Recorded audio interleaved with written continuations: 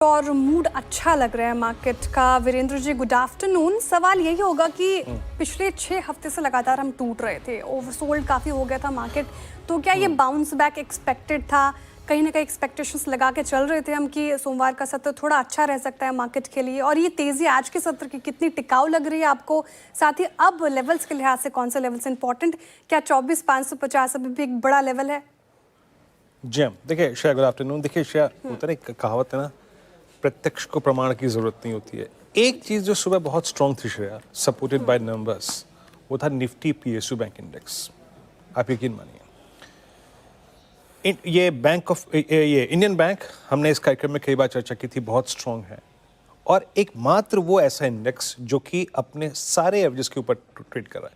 आज सुबह आशीष और मैं जब चर्चा कर रहे थे, आशीष ने पूछा कि भाई लॉन्ग पिक करें। मैंने कहा अगर मुझे लॉन्ग पिक करनी होगी तो मैं किसी भी पीएसयू बैंक को पकड़ लूंगा। जहां स्ट्रेंथ है वहां स्ट्रेंथ है। सारे एवरेजेस के ऊपर Nifty PSU bank index trade कर रहा है। शेयर जब निफ्टी सिंक भी कर रहा था, निफ्टी बैंक 56 टूट रहा था, 55,500 टूट रहा था, तब भी ये स्ट्रांग था, स्टेबल था। एक चीज जो कि हमें इस सिंकिंग जोन से बाहर निकाल के आ रही है वो है निफ्टी पीएसयू बैंक। तो conviction lies with banks, PSU banks. दूसरी चीज क्या है, आज निफ्टी आईटी की शॉर्ट कवरिंग, पीएसयू बैंक का मूव, मेरा सुबह क्लियरली व्यू था मैं सेल एंड राइज करूंगा। सुबह एक सेल ट्रेड मिला भी बहुत अच्छा, उसके बाद एक मिड सेशन में मिला। मुझे अगर लॉन्ग पिक करनी होगी श्रेया तो मैं RS1 के ऊपर पिक करूंगा। क्या है कारण? अभी तक 3 जुलाई से अब तक सिर्फ एक सेशन गुजरा है जिसमें हम 20 डीमा के ऊपर क्लोज हुए थे, मेरे ख्याल से 6 या 7 जुलाई के आसपास। अदर देन दैट हम हर बार सिंक हुए हैं। मेरा पॉइंट है श्रेया 542, 2446 और मैं अभी भी उस पर कायम हूं। जब तक कि इस ट्रैजेक्टरी को हम क्रॉस ना कर दें, सस्टेन ना कर जाए इसके ऊपर, मैं लॉन्ग नहीं पिक करूंगा। कारण है श्रेया, एफआईज ने इस पूरे डाउनसाइड को प्रोजेक्ट बहुत पहले कर लिया था। उन्होंने अपने आप को इस तरीके से प्लेस्ड किया था कि वो इस डाउनसाइड को प्ले करेंगे श्रेया। इंडेक्स की शॉर्टिंग, कॉल शॉर्ट, शुक्रवार के स्टैट्स में सबसे स्ट्रॉन्ग कॉल शॉर्टिंग अभी भी 24,500 की स्ट्राइक पे है। 24,500, 24,600, ये दो कॉल्स मैक्सिमम आउटस्टैंडिंग वाई होल्ड करती हैं। तो मुझे चाहिए होता है कन्विक्शन शेयर कि अगर खरीदना है तो खरीदना है, लेकिन लेवल जब क्रॉस होगा। लेके आइए जरा प्लीज स्टैट्स एक बार। आज सुबह का लो अच्छा है, शुक्रवार का लो वही है, गुरुवार का लो वही है, बुधवार का लो वही है। उस ट्रैजेक्टरी को अगर आप देखें, अब तक वॉलेट नहीं कर रहे लास्ट वीक के लो को, बट अभी भी श्रेया 24,500 की कॉल का आउटस्टैंडिंग वाई करीब 1,32,00,000 का है और 24,600 की कॉल का 1 करोड़ का, जब एफआई शुक्रवार को 1,70,000 कॉल शॉर्ट करके गए। तो श्रेया, मैं अभी भी लॉन्ग पिक नहीं करूंगा। अच्छा है, मुझे पिक करना होगा तो किसी भी स्टॉक फ्यूचर बैंकिंग में पिक कर लूंगा, निफ्टी पीएसयू बैंक इंडेक्स में। निफ्टी पे क्या स्ट्रैटेजी? पीएसयू बैंक्स ने, जैसा कि आपने मेंशन किया और लगातार हम डिस्कस भी कर रहे हैं, लीड लिया है आज। प्राइवेट बैंक में आईसीआईसीआई का साथ नहीं रहा उस खबर के बाद, लेकिन पीएसयू बैंक ने जिस तरीके से लीड लिया, बैंकिंग्स कैसे लग रहे हैं? निफ्टी बैंक स्पेशली कौन से लेवल्स इंपॉर्टेंट? डेज हाई पे है बैंक निफ्टी आज के साथ। बिल्कुल, देखिए बिल्कुल शायद जरा एक बार लेके आते हैं आपको, एचडीएफसी बैंक दिखाते हैं आपके स्क्रीन पे। एचडीएफसी बैंक ने एक पुल बैक लिया। कहाँ से लिया जरा प्लीज एक बार स्क्रीन पे एचडीएफसी बैंक लिया। इट्स 1987। आज इसने पुल बैक लिया एग्जैक्टली 50 डे एक्सपोनेंशियल लेवल से। तो जो लार्ज बैंक्स, प्राइवेट बैंक्स थोड़ा एफआईएस के सेलिंग के टारगेट बन गए थे, वो सडनली अगर आप देखें तो अब थोड़ी सी रिलीफ ले रहे हैं। बट मैं फिर कहूँगा श्रेया कि मैं ज़्यादा झुकाव रखता हूँ इस वक्त पीएसयू बैंक्स पे। मैं हालांकि स्टॉक स्पेसिफिक टिप्पणी नहीं कर सकता, वो मेरे अधिकार क्षेत्र से बाहर है, but structure wise Nifty PSU bank बड़े हैं। जहां तक निफ्टी बैंक का सवाल है, कब कन्विक्शन आएगा श्रेया बाय करने का? मैं कह रहा हूं फिर थोड़ा सा लेट करेंगे participate with bit of conviction. कुछ तो हो मेरे पास बोलने के लिए। आप लेके आइए सुबह के हाइस, जो मॉर्निंग कॉल में आज जो स्ट्रेटजी दी थी उसमें RS1 क्या है? RS1 है 55,500 का कॉल आइटर और RS1 है फॉलिंग 10 डे एक्सपोनेंशियल एवरेज, जो कि अभी भी परसिस्ट करता है 55,670 के आसपास। तो मैं श्रेया अभी भी बैंक निफ्टी को हाथ नहीं लगाऊंगा। मैं अभी भी तेजी अगर खेलनी है तो निफ्टी पीएसयू बैंक इंडेक्स के इंग्रेडिएंट्स के साथ तेजी करूंगा। दोनों ही इंडस्ट्रीज पे कंस्ट्रक्टिव अप्रोच तब होगी जब निफ्टी, जरा प्लीज एक बार स्टैट्स लेके आएंगे जरा प्लीज एक बार, जरा 55,500 की कॉल दिखाइए, 55,800 की कॉल दिखाइए। वहां पे इंप्रेशन क्या निकल के आ रहे हैं? वहां का इंप्रेशन ये है कि 55,500 पे अभी भी करीब 10 लाख का आउटस्टैंडिंग हुआ है। और ये भी ह्यूज है। तो हमें इस जोन को पहले निकलने देना है, उसके बाद किसी कंस्ट्रक्टिव अप्रोच के। तो Shreya, simply threshold point on bank Nifty 55,500, 55,670 और निफ्टी पर 24,550, 540। इसके ऊपर कोई कंस्ट्रक्टिव अप्रोच रखेंगे।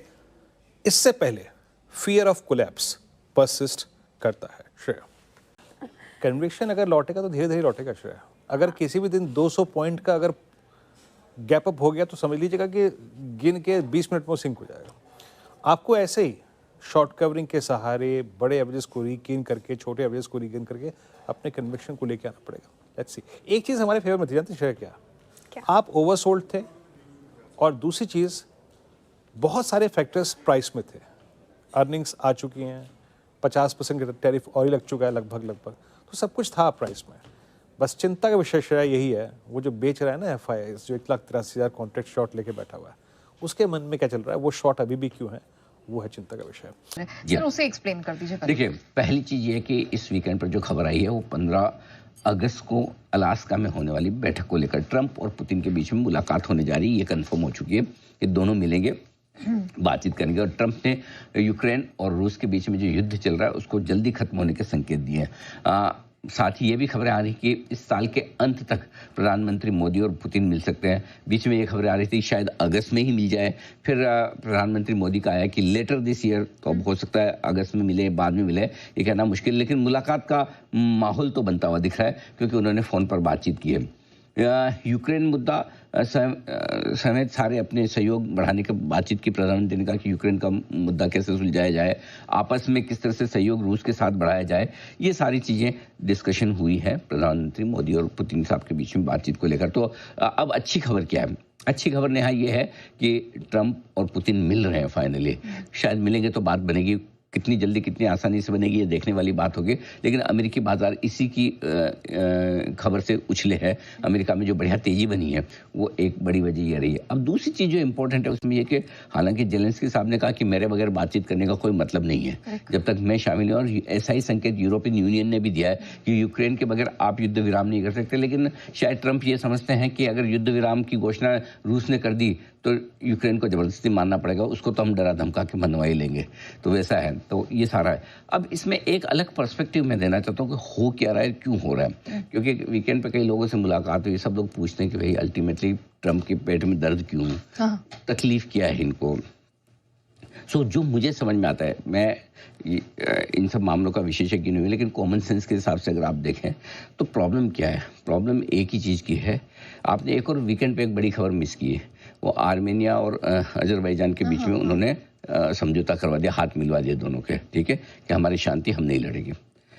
अल्टीमेटली ट्रंप को चाहिए नोबेल प्राइज, ठीक है, पीस का, शांति का, और वो उसके लिए सब तरफ प्रयास कर रहे हैं। अब जब उन्होंने प्रेसिडेंट बने तक आज 24 घंटे के अंदर मैं रशिया यूक्रेन को बंद कर दूंगा। रशिया यूक्रेन युद्ध अगर चल रहा है, दुनिया में जो सबसे बड़ा युद्ध चल रहा है, अगर उसे वो बंद ना करवा पाए और 3 साल से चल रहा है, तो किस बात का नोबेल प्राइज।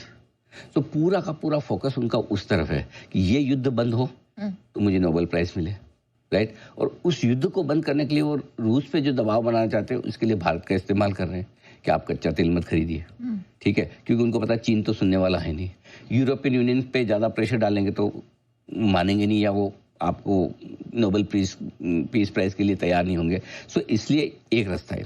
दूसरी प्रॉब्लम उनकी क्या है?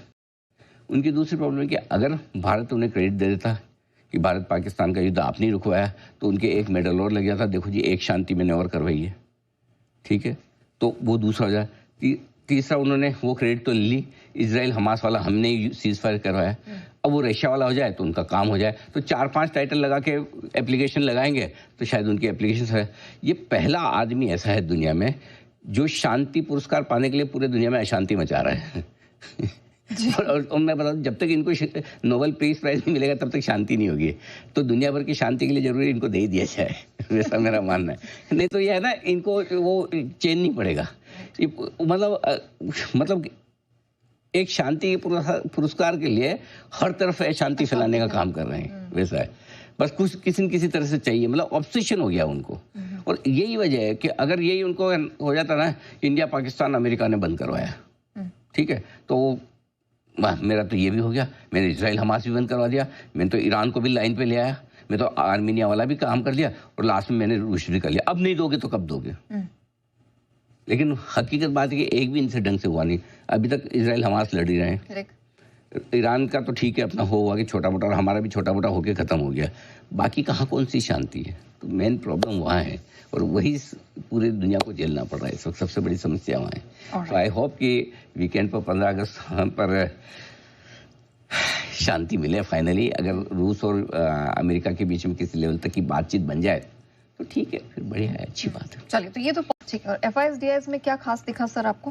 14 दिनों की खरीदारी के बाद, बिकवाली के बाद फाइनली एक खरीदारी का आंकड़ा आपको दिखेगा। FIS का 1933 करोड़ की खरीदारी हुई है। ठीक है, घरेलू फंड ने 19 मार्च के बाद लगातार 25वें दिन खरीदारी की। 25वें दिन सोचिए, पहले उस समय 29 दिन की थी, तो 29 दिन का अब तक का रिकॉर्ड है इनका। 25 तक तो पहुंच गए। ठीक है, लेकिन शुक्रवार के डेटा में 11,200 करोड़ रुपए के आसपास की बड़ी ब्लॉक डील भारतीय एयरटेल की, जहां भारतीय एयरटेल के प्रोमोटर ने बिकवाली की। और ये बिकवाली जो हुई वो प्रोमोटर एंटिटी की और वो इंडियन एंटिटी है। अच्छा। तो हाँ, तो अब आपको डेटा कैसे देखने हैं वो मैं आगे समझाऊंगा आपको। ठीक है, FIS की इंडेक्स फ्यूचर्स की लॉन्ग पोजीशन और घटकर 8.28% के आसपास 8.25% है। 22 मार्च 2023 के बाद ये सबसे लोएस्ट लेवल है। उस समय हमने 7.75% का लोएस्ट पोजीशन देखा था।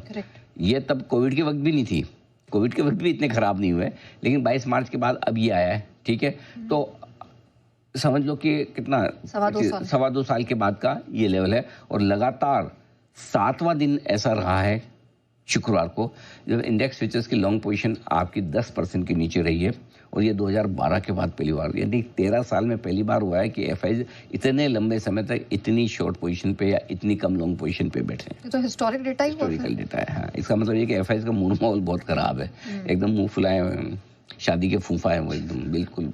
कुछ भी कर लो आप, कितना भी कर लो, मतलब मना लो कितना भी नहीं मानेंगे, वैसा हाल है बिल्कुल। एकदम गंदे मूड में एकदम FIS बिल्कुल।